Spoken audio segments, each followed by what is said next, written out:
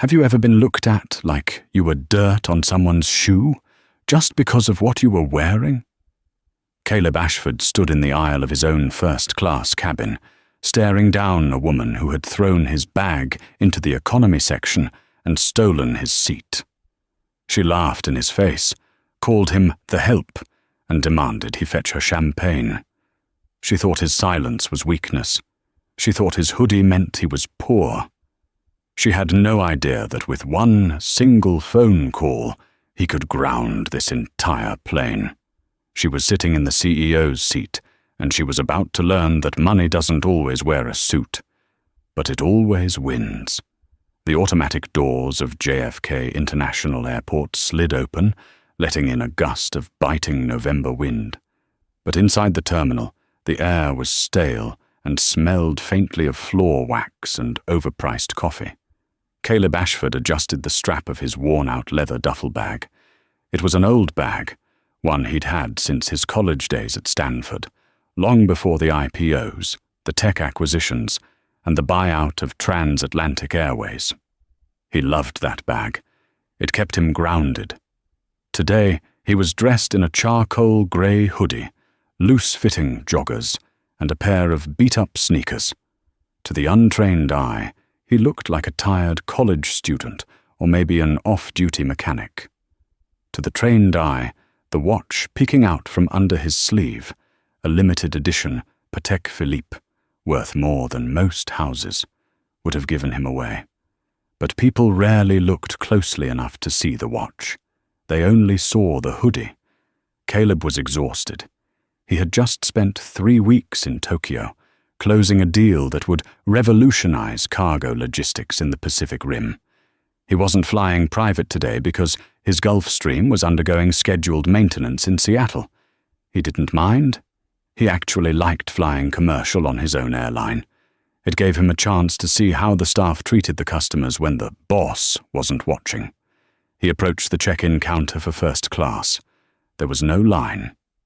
"Good morning," Caleb said, smiling warmly at the agent. Her name tag read Stephanie. Stephanie didn't look up. She was typing furiously on her keyboard. "Economy check-in is down the hall to the left, sir. This is the priority lane." Caleb's smile didn't falter, though he felt that familiar sting of annoyance. "I know. I'm checking in for Flight 402 to London." Stephanie finally looked up. Her eyes raked over his joggers and hoodie. A frown etched itself between her eyebrows. "Sir, I don't have time for jokes. We have VIPs arriving any minute. Please clear the lane." "I am a VIP," Caleb said, his voice calm but firm.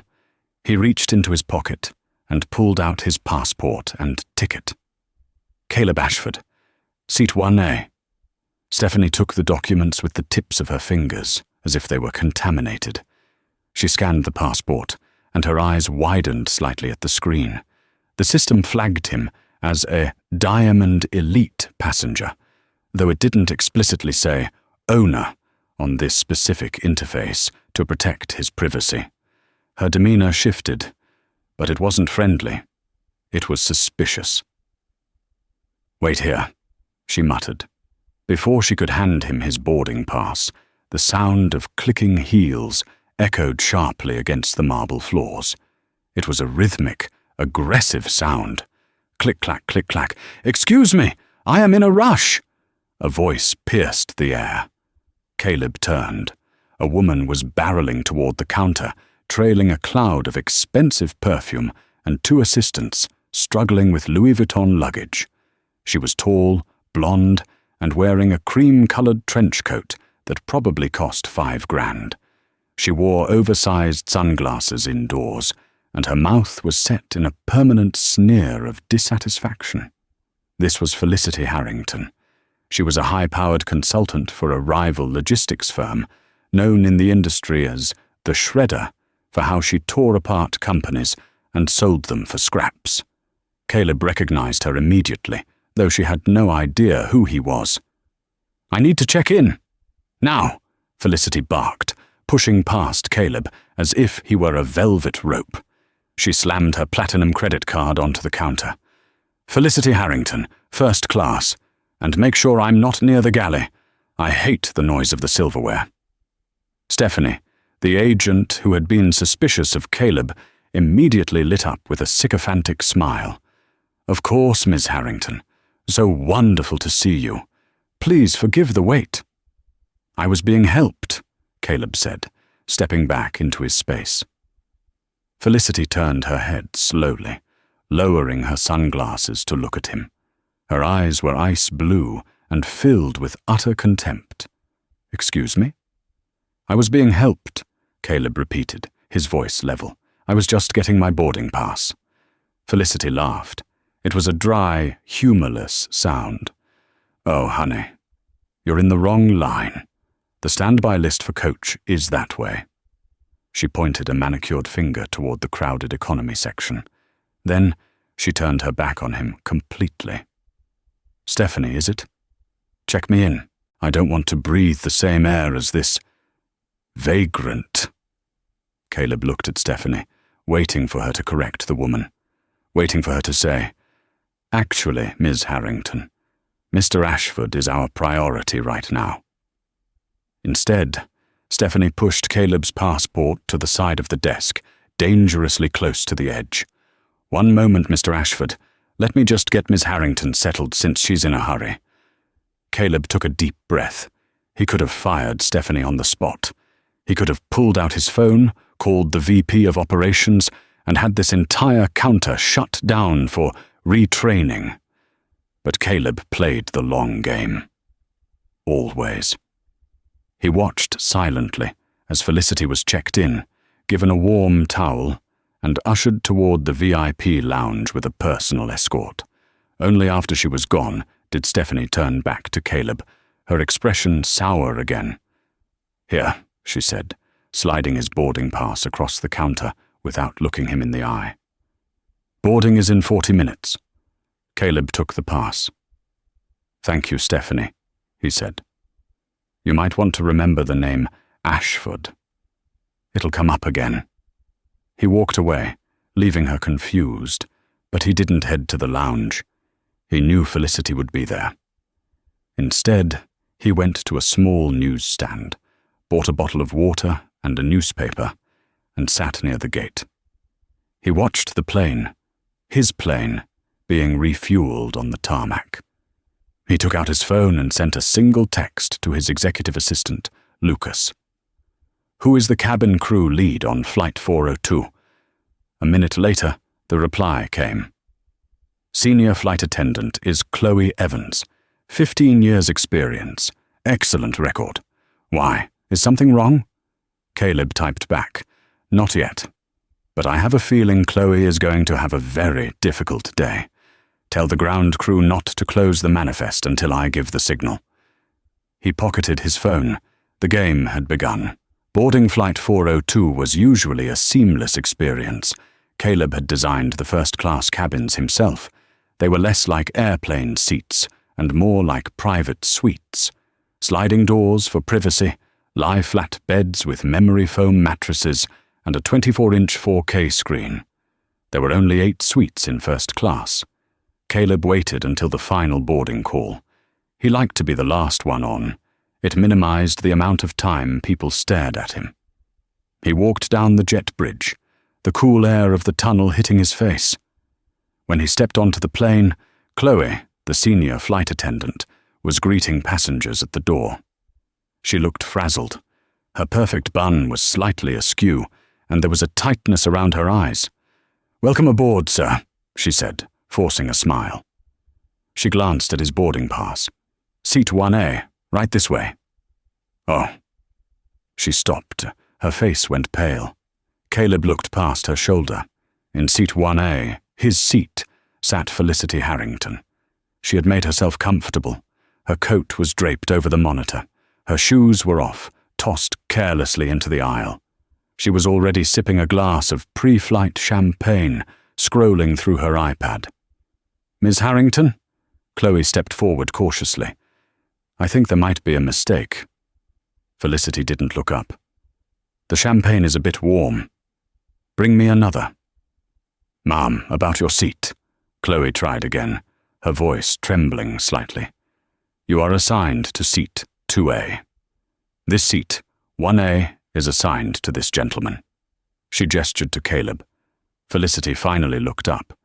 When she saw Caleb standing there in his hoodie, holding his old duffel bag, her expression shifted from annoyance to pure disgust.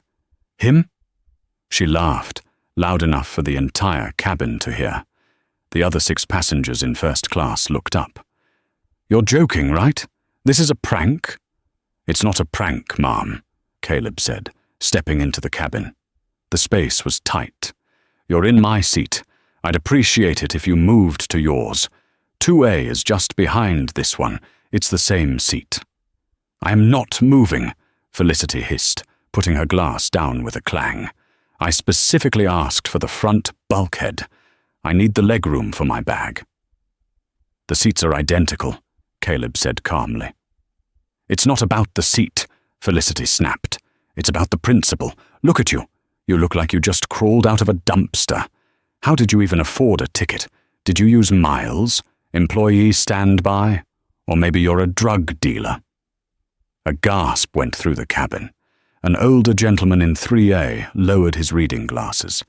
Chloe stepped in, trying to de-escalate. "Miss Harrington, please, that is inappropriate. This gentleman has a valid boarding pass for 1A. I must ask you to move." Felicity stood up. She was tall, especially in her heels, but Caleb was taller. She got right in his face. The smell of expensive perfume was overpowering. "Listen to me, you little stewardess," Felicity pointed a finger at Chloe. "Do you know who I am? I am Felicity Harrington. I bill more in an hour than you make in a year. I am exhausted. I am stressed. And I am not moving for some hoodlum." She turned her glare on Caleb. "And you, if you know what's good for you, you'll take whatever empty seat is left in the back. Go sit near the toilets. That's where you belong." Caleb didn't blink. His heart rate didn't even spike. He had negotiated billion-dollar mergers with hostile foreign governments. A tantrum by an entitled consultant was nothing. "I paid for 1A, Caleb said softly, "and I intend to sit in 1A. "Oh, you paid," Felicity mocked.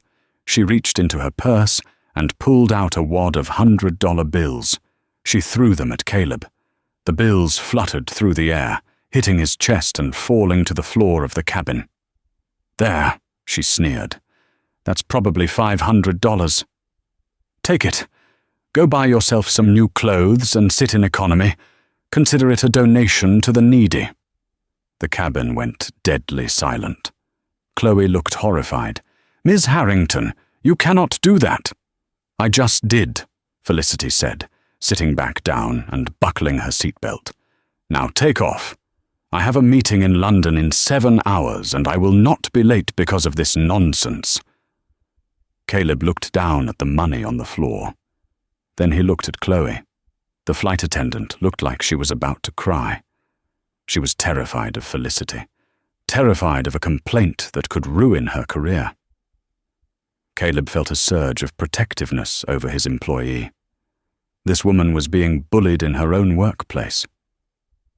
"Chloe," Caleb said gently. She looked at him, eyes wide. "Sir, I can call the captain. We can have security." "No," Caleb interrupted. He didn't want to delay the flight. He didn't want the other passengers to suffer a 2-hour delay while the police came on board to drag Felicity off. That would hurt the airline's on-time rating, and it would inconvenience everyone.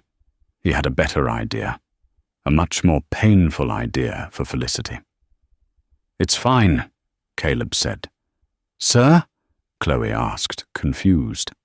"I said it's fine," Caleb repeated, staring directly at Felicity's smug profile. "Let her have the seat." Felicity smirked, not even turning her head. "Smart choice, boy. Now run along." Caleb turned to Chloe. "Is there another seat open in first?" "No, sir. We are fully booked. The only open seat is, well, it's in Economy Plus. Seat 12C. "I'll take it," Caleb said. "But, sir," Chloe whispered. "You paid full fare. We can't—" "I'll take it," Caleb said firmly.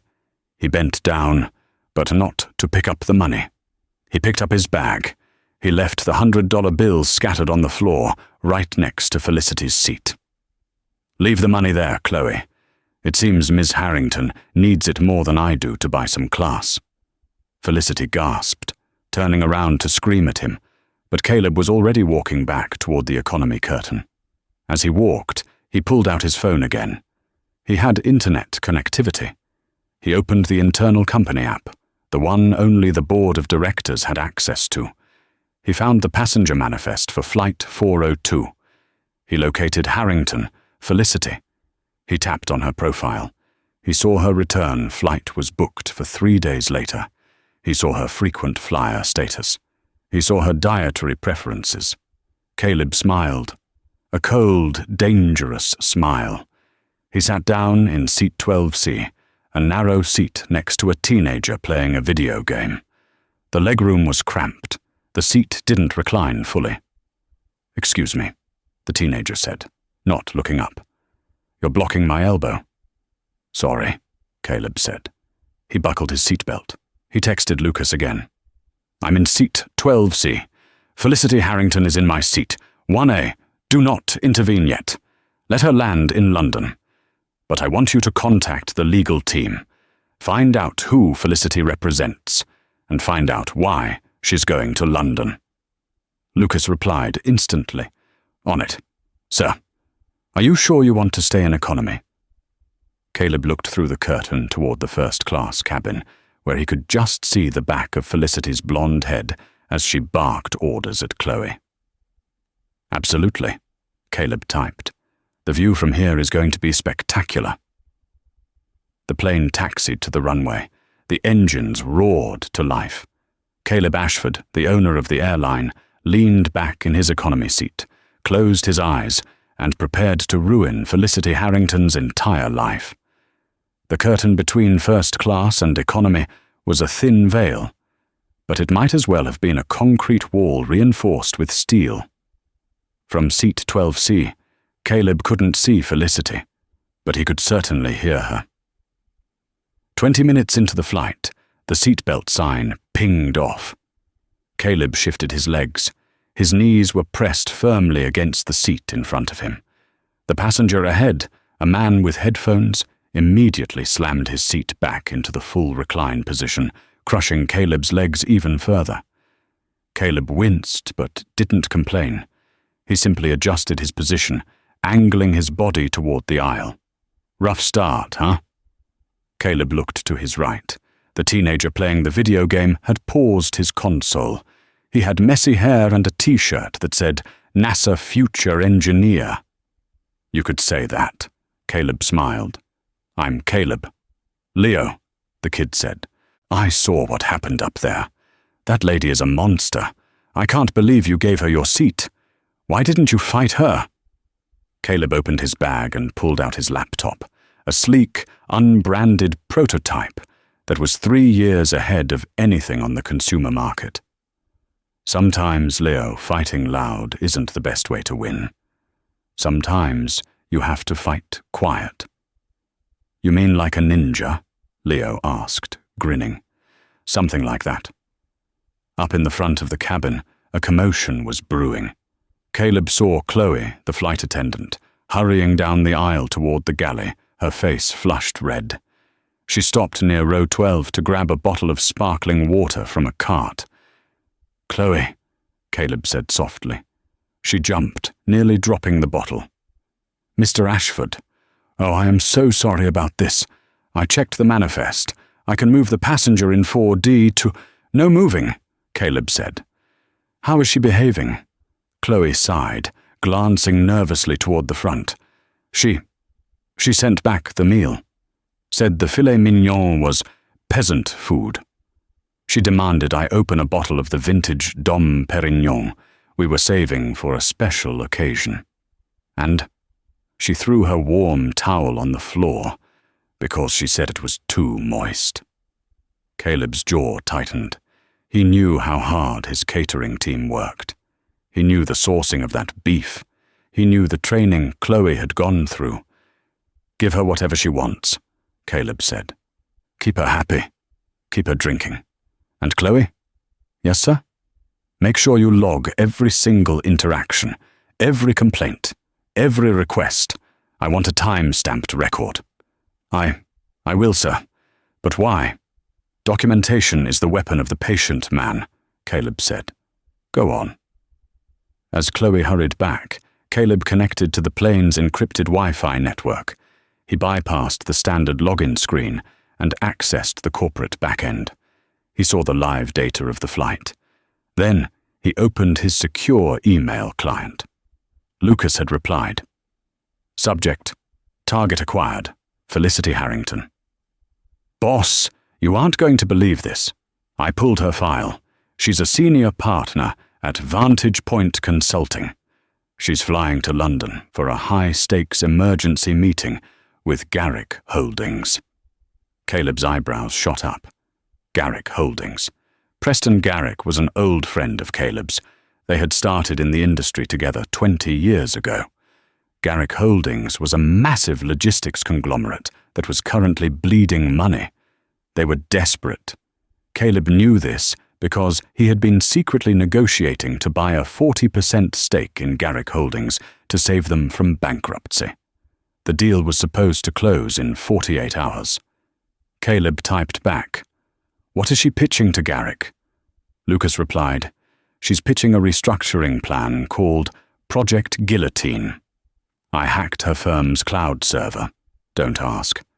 The plan involves laying off 3,000 ground staff, cutting pension benefits by 60%, and outsourcing maintenance to a cheap third-party vendor with a terrible safety record.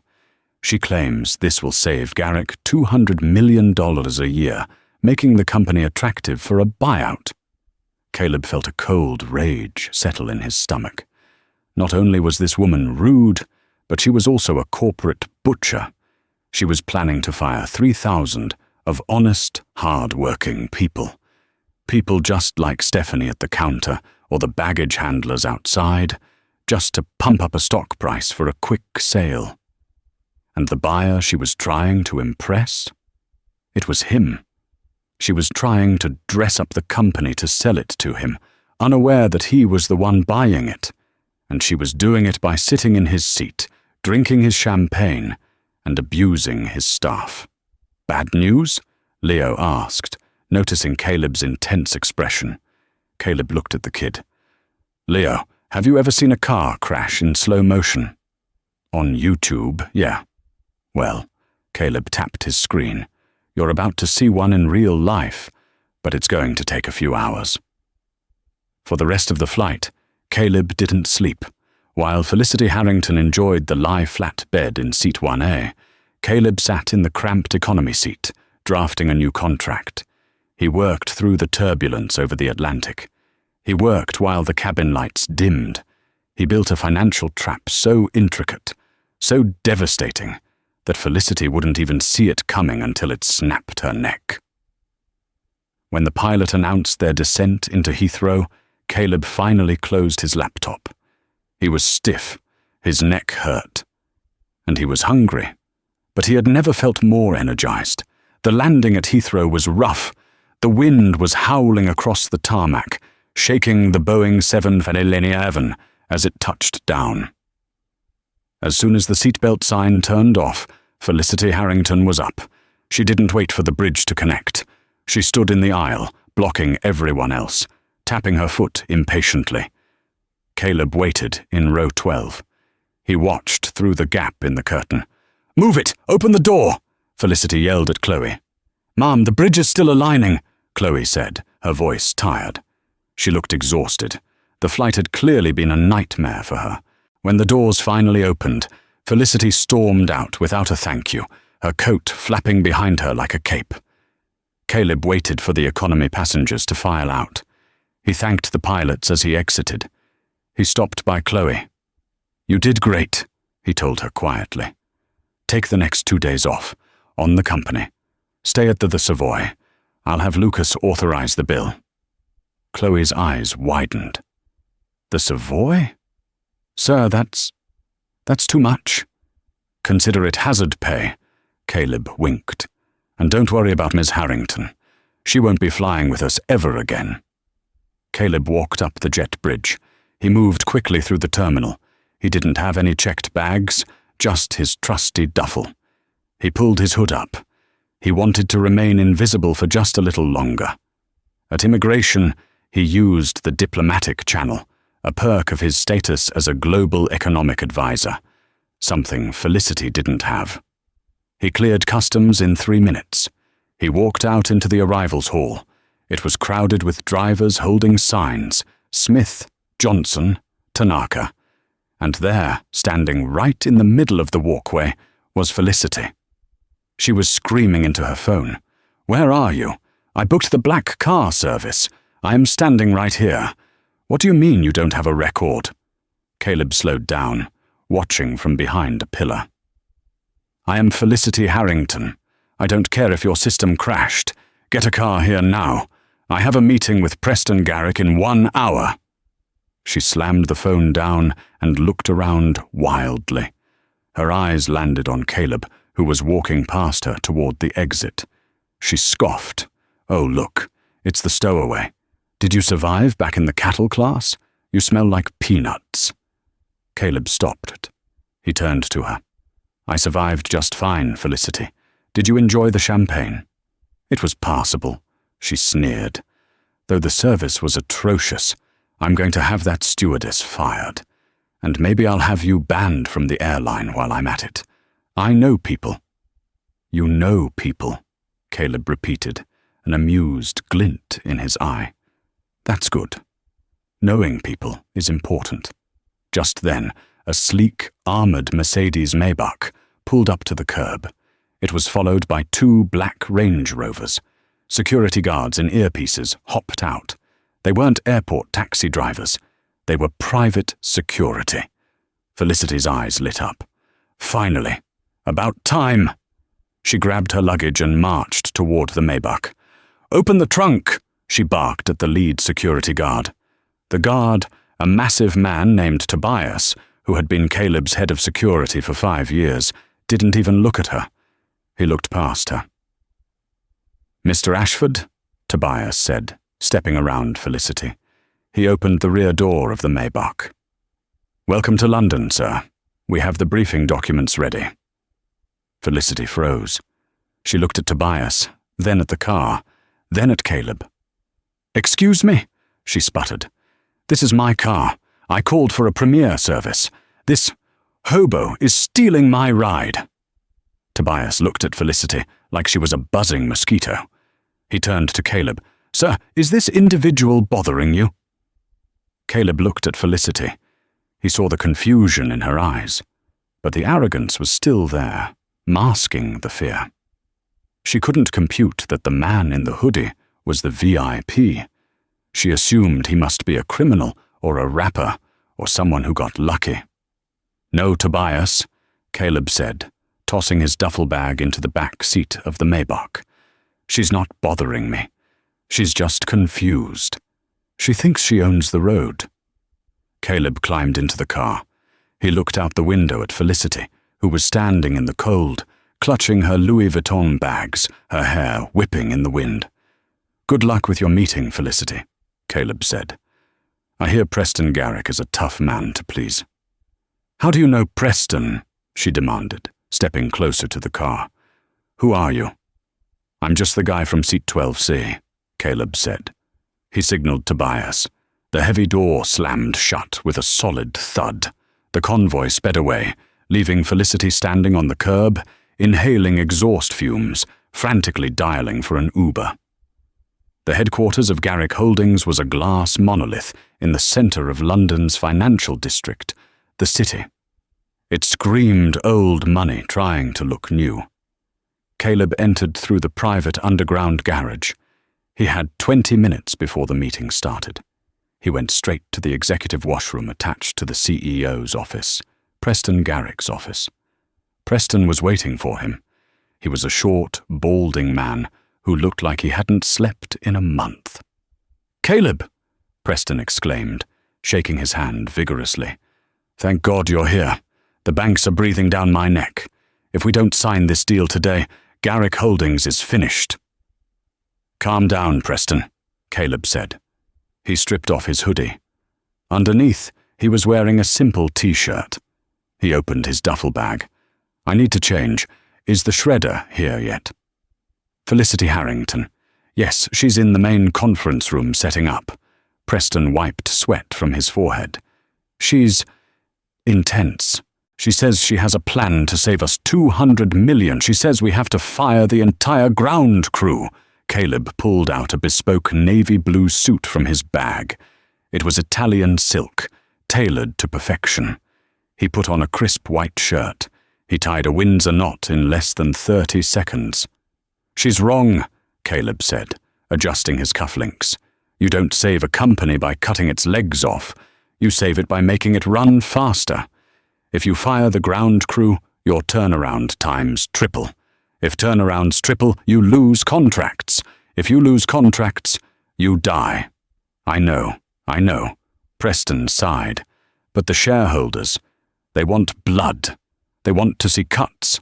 They want profit," Caleb corrected. He put on his suit jacket. He suddenly looked every inch the billionaire titan of industry. The transformation was complete. The college kid in the hoodie was gone. The wolf of aviation had arrived. "Preston," Caleb said, checking his Patek Philippe watch. "Let her give her pitch. Don't tell her I'm the investor. Just say you're waiting for the silent partner. Let her dig her hole." Preston nodded nervously. "And then?" "And then," Caleb smiled, "I'll fill it in." The conference room was imposing.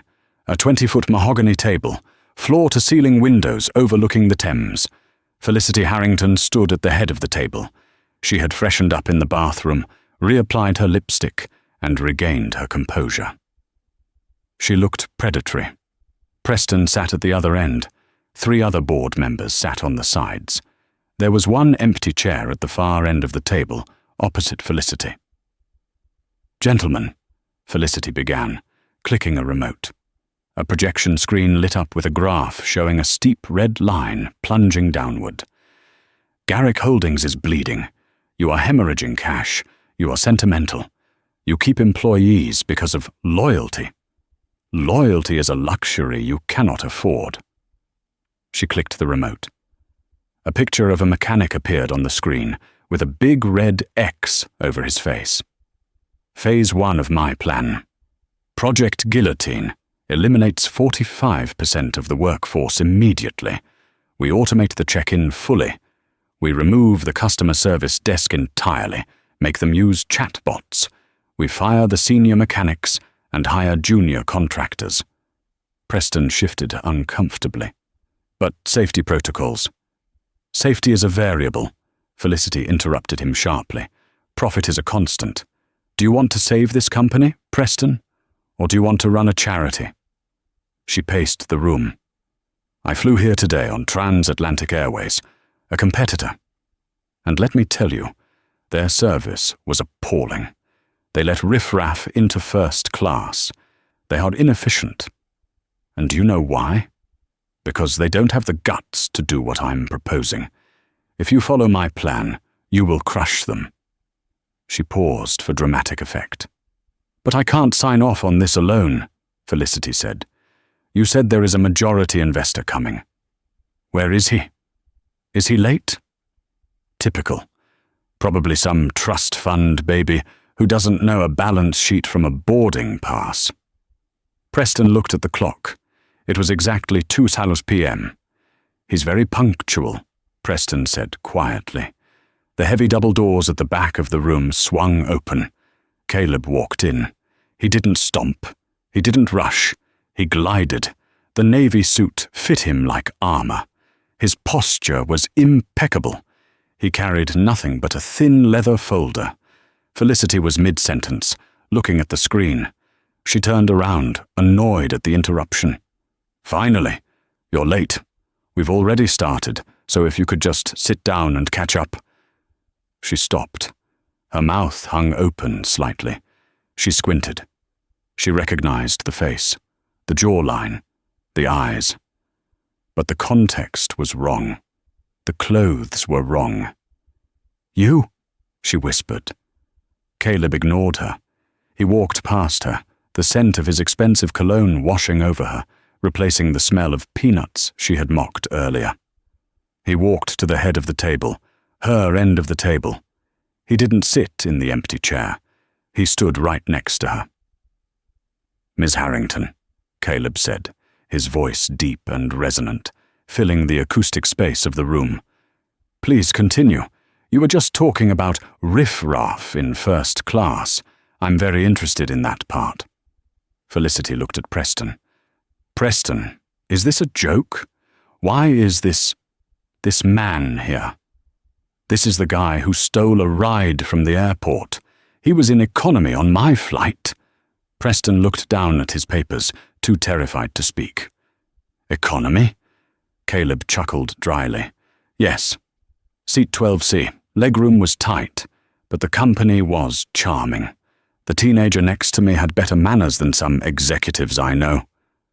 "Get him out of here," Felicity shrieked, losing her cool. She pointed a trembling finger at the door. "Security! This man is a stalker. He followed me from the plane."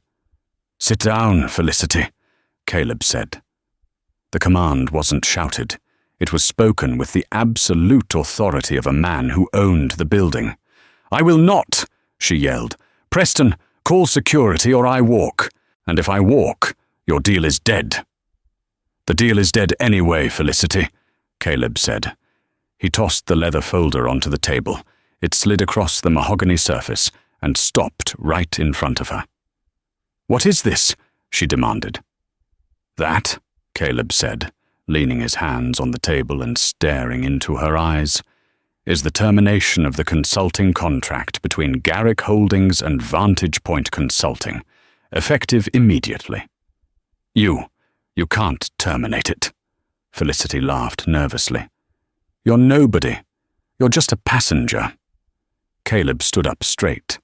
He adjusted his cuffs. "I think introductions are overdue," he said. He looked around the table at the board members, then locked eyes with Felicity. "My name is Caleb Ashford. I am the CEO and majority shareholder of Transatlantic Airways, the airline you just flew on, the airline you called appalling, the airline where you abused my staff, threw money at me, and stole my seat." Felicity's face went white, a sickly, ghostly white. She grabbed the back of a chair to steady herself. "No," she whispered. That's impossible. You were wearing a hoodie." "I was," Caleb nodded. "And you were wearing arrogance. It's amazing how much a hoodie can hide, isn't it? But do you know what it can't hide, Felicity?" He leaned in close to her ear. "It can't hide who owns the plane." The room was silent. You could hear a pin drop. "And," Caleb continued, his voice dropping to a dangerous growl, "I also happen to be the silent partner who is buying 40% of this company, which means, Miss Harrington, I am your boss's boss." Felicity looked at Preston. Preston nodded solemnly. "He owns the airline, Felicity," Preston said. "And as of 5 minutes ago, he owns us." Caleb pulled out the chair at the head of the table, the one Felicity had been standing in front of. "Now," Caleb said, gesturing to the door, "get out of my seat." The silence in the boardroom of Garrick Holdings was heavy, suffocating. It felt less like a business meeting and more like an execution. Felicity Harrington, who had walked in 10 minutes ago as the queen of the industry, was now clutching her leather portfolio like a shield, her knuckles white. She tried to speak, but her voice cracked. She cleared her throat, attempting to summon the bravado that had served her so well for years. "Mr. Ashford," she began, her tone shifting from aggressive to sickly sweet. "Clearly there has been a misunderstanding. If I had known who you were, obviously, protocols would have been different. The stress of travel. You know how it is. We are both professionals. We are both sharks. We know that sometimes, to get things done, you have to be assertive. Caleb didn't sit down. He walked slowly around the table, trailing his hand along the polished wood. He stopped behind Preston Garrick's chair, looking at Felicity with an expression of clinical curiosity.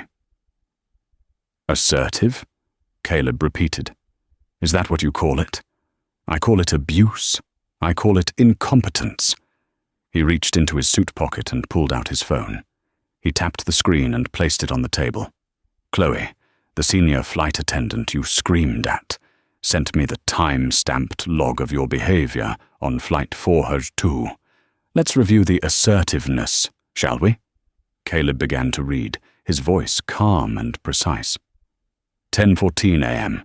Passenger Harrington throws carry-on bag at flight attendant. 10:35 a.m. Passenger Harrington refers to a fellow passenger as garbage and the help. 11 a.m. Passenger Harrington throws legal tender at a passenger's chest. Caleb looked up. That was the $500, Felicity. You remember that? Felicity's face was burning red. It was a joke. I was being charitable. Charitable? Caleb nodded. Well, I have good news. I didn't keep the money. I had my assistant, Lucas, pick it up from the cabin floor after we disembarked. We've already donated it. Good, Felicity snapped. Glad to help. We donated it to the Association of Ground Crew Welfare. Caleb smiled coldly. In your name. It's a fund that helps the very people you want to fire pay for their legal defense against predatory consultants like you. You are now their gold-tier donor. The other board members covered their mouths to hide their smiles. Preston actually let out a short, bark-like laugh before composing himself. But let's move past the personal insults, Caleb said, his demeanor hardening. He pointed to the projection screen where Felicity's Project Guillotine graph was still displayed. Let's talk business, because that is why I am really here. He walked over to the screen. You want to fire 3,000 people. You claim it will save $200 million. But I ran the numbers during the flight. I had plenty of time in seat 12C after all. Caleb picked up a dry erase marker and drew a red line through her graph. Your plan relies on outsourcing maintenance to a firm called Aerofix Solutions. Correct? Yes, Felicity said defensively. They are the cheapest bidder. It makes fiscal sense. It makes fiscal suicide, Caleb countered. Aerofix Solutions is currently under investigation by the FAA for using counterfeit parts. If Garrick Holdings switches to them and a single part fails, the fleet is grounded. The lawsuits alone would bankrupt this company in 3 months.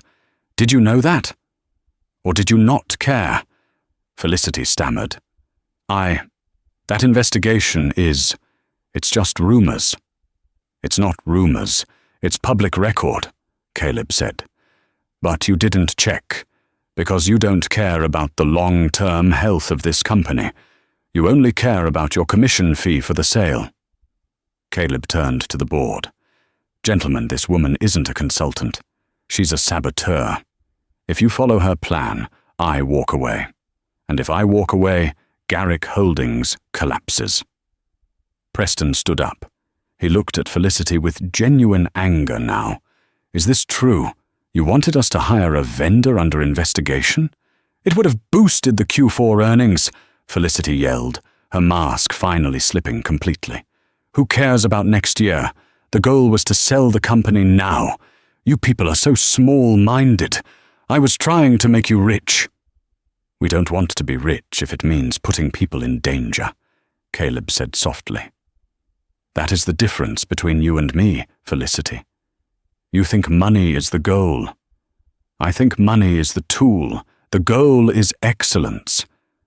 Caleb walked back to the head of the table. He picked up Felicity's leather portfolio, her notes, her presentation, her life's work for this deal, and held it out to her. Your contract is void, Caleb said. Your security clearance for this building is revoked. and I have already instructed my legal team to file a formal complaint with the Business Ethics Bureau regarding your conduct." Felicity snatched the portfolio from his hand. Her hands were shaking violently. "You will regret this," she hissed. "I am Felicity Harrington. I can bury you in bad press. I can tell everyone you're a bully." Caleb laughed. It was a genuine, hearty laugh. "Go ahead," he said. "Tell them. Tell them you bullied a guy in a hoodie and it turned out to be Caleb Ashford. Tell them you tried to fire 3,000 mechanics to save a quick buck. Tell them whatever you want, Felicity. But do you know what the headline will be?" He leaned in close, his voice dropping to a whisper that echoed in the silent room. "The headline will be, 'The woman who stole the CEO's seat and lost everything.'" He pointed to the door. "Now, get out, and take your bad attitude with you." Felicity looked around the room. No one would meet her eyes. The board members were looking at their papers. Preston was looking at Caleb with admiration. She was alone. She spun on her heel, her expensive trench coat flaring out, and stormed toward the door. But the exit wasn't as grand as her entrance. She tried to push the door open, but it was a pull handle. She slammed into the wood, stumbled, and had to yank it open, ruining her dramatic exit. As the door clicked shut behind her, the tension in the room broke. Preston let out a long, deep breath. "Caleb, I don't know what to say. That was necessary," Caleb said, sitting down in the CEO's chair for the first time. "Now let's talk about the real future of Garrick Holdings, and let's start by giving the ground crew a raise." Bad news doesn't just travel fast. In the digital age, it travels at the speed of light. And for Felicity Harrington, the fallout didn't wait until Monday morning. It started before she even left the lobby of Garrick Holdings. As Felicity burst out of the building, her face flushed with humiliation, her phone began to buzz. It wasn't a client, it was a notification. Then another. Then 100. Leo, the teenager from Seat 12C, hadn't just been playing video games. He had been documenting. During the flight, he had taken a stealthy photo of Caleb in his hoodie, cramped in the economy seat, working on his laptop. He had captioned it. "This dude in Seat 12C is super chill, just gave up his first-class seat to a Karen who threw cash at him. He says he's playing the long game." Seat 1A. Mahaj Karma loading. But Leo had posted an update 10 minutes ago, right after the news of the boardroom massacre leaked via the office grapevine. The update read, "OMFG, the chill guy in the hoodie? He owns the airline. He just fired the Karen. Legend." Caleb Ashford. Boss move. The post was trending globally. Felicity stood on the sidewalk, the cold London drizzle matting her hair, staring at her screen. The comments were brutal. "Imagine treating your boss like that." "I know her. That's Felicity Harrington. She tried to ruin our pension fund last year." The shredder just got shredded. Her phone rang. It was the managing partner of Vantage Point Consulting. Felicity answered, desperate for an ally. "David, listen. There was a misunderstanding with—" "You're done, Felicity." David's voice was ice cold. "Garrick Holdings just called. They're suing us for breach of faith. Transatlantic Airways is filing an ethics complaint. You are radioactive. Do not come back to the office. Your keycard has been deactivated.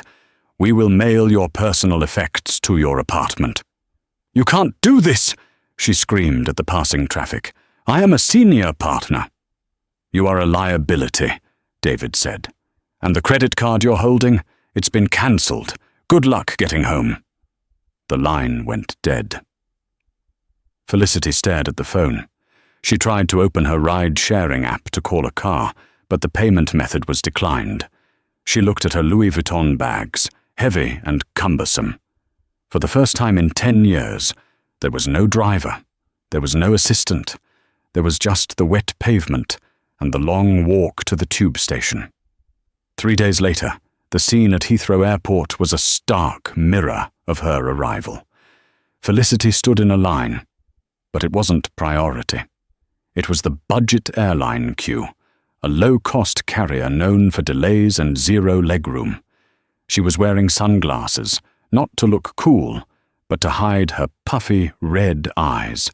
She dragged her own luggage, the wheels clicking loudly, a sound that no longer signaled power, but defeat.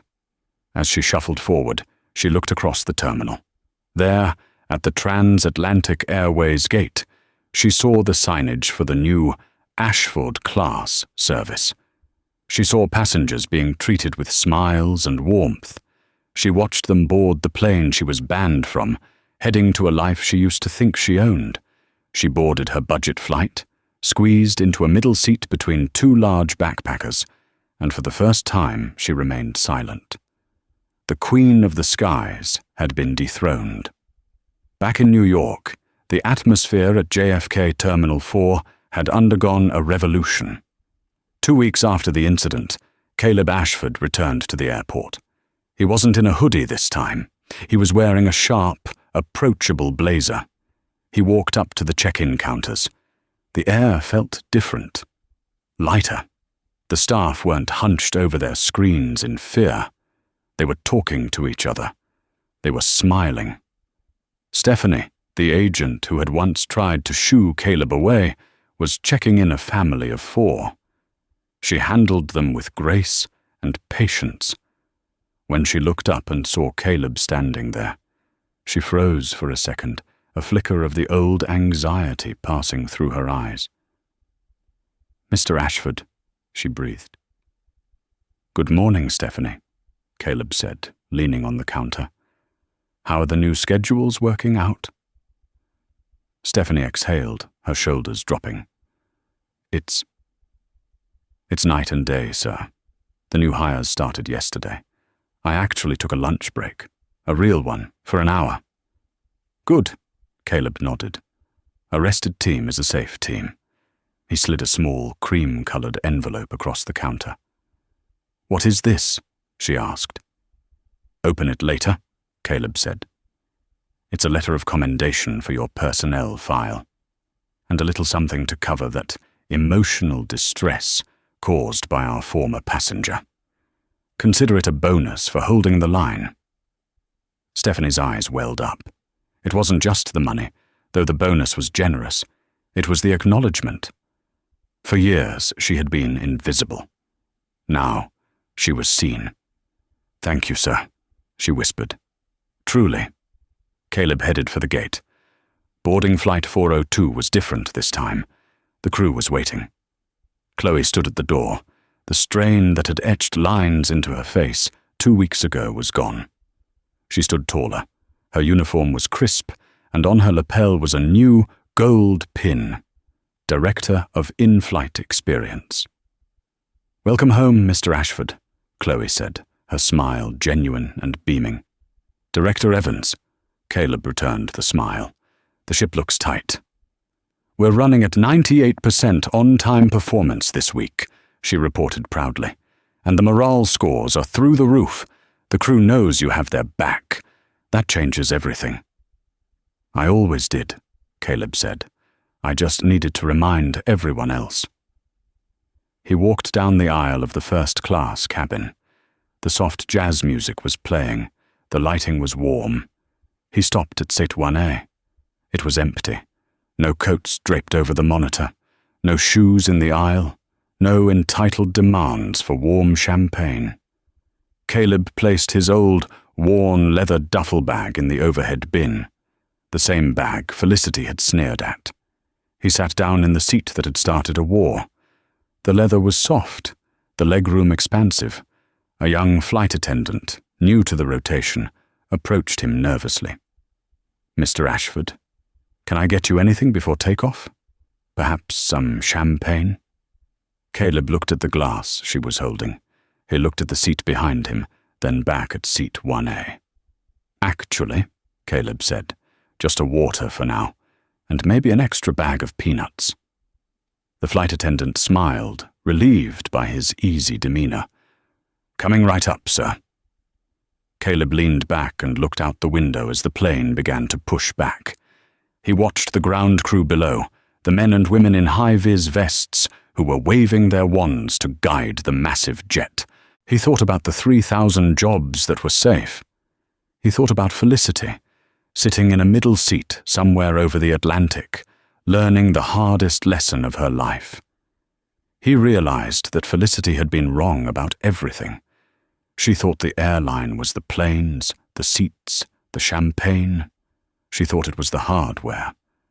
But as the engines roared to life, vibrating through the floorboards, Caleb knew the truth. The airline wasn't the machine. It was the people. And as long as he sat in this seat, no one would ever treat them like the help again. The pilot's voice crackled over the intercom. "Ladies and gentlemen, we are cleared for takeoff. Next stop, London." Caleb Ashford closed his eyes, finally able to rest. The view from seat 1A was perfect. And that is the story of how a simple hoodie disguised a billionaire, and how one woman's arrogance became her ultimate undoing. Felicity Harrington learned that in the skies, and in life, turbulence often comes from your own attitude. She thought power was about shouting orders, but she discovered that true power is quiet, observant, and fiercely protective of its people. It's a reminder to all of us. Treat the janitor with the same respect as the CEO, because you never know when the garbage you look down on might turn out to be the person who owns the building. If this story of high-flying justice gave you satisfaction, please smash that like button and share it with someone who needs a reminder to be kind. Don't forget to subscribe and turn on notifications so you don't miss our next drama. What would you have done if you were in Caleb's shoes? Would you have revealed yourself sooner? Let me know in the comments below. Thanks for watching, and I'll see you in the next story.